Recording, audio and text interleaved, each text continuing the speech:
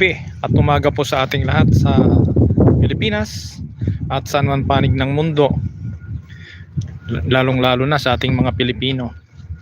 Ano po? Isang panalangin lang po dahil ang Pilipinas po ay binabayo po ng bagyo ngayon, lalong-lalo na sa Bicol, something in Luzon, Visayas, sa abot ng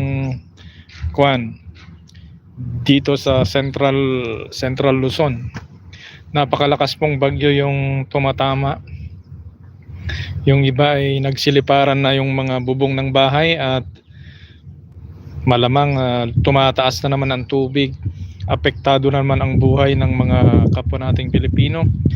At sa ekonomiya, syempre apektado ang ekonomiya natin sa bansang Pilipinas.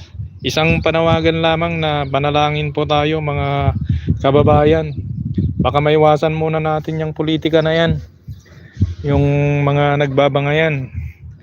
Politika, isang tabi muna yan.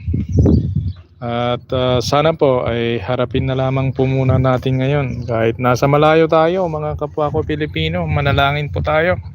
Pagpanalangin po natin ang ating bansang Pilipinas, lalo na yung mga nabibiktima po.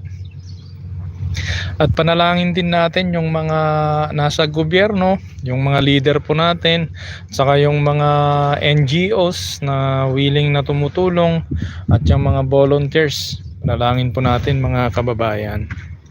At nawa po ay ligtasin sila ng Panginoon at magkaisa po tayong mga Pilipino, tulungan natin ang ating bansang Pilipinas dahil sunod-sunod na bagyo po ito. Kung inyo pong naobserbahan, tuloy-tuloy po, magkakasunod po. So ang ibig sabihin yan ay palabas ng palabas po yung gastos ng Pinas, ng gobyerno po natin.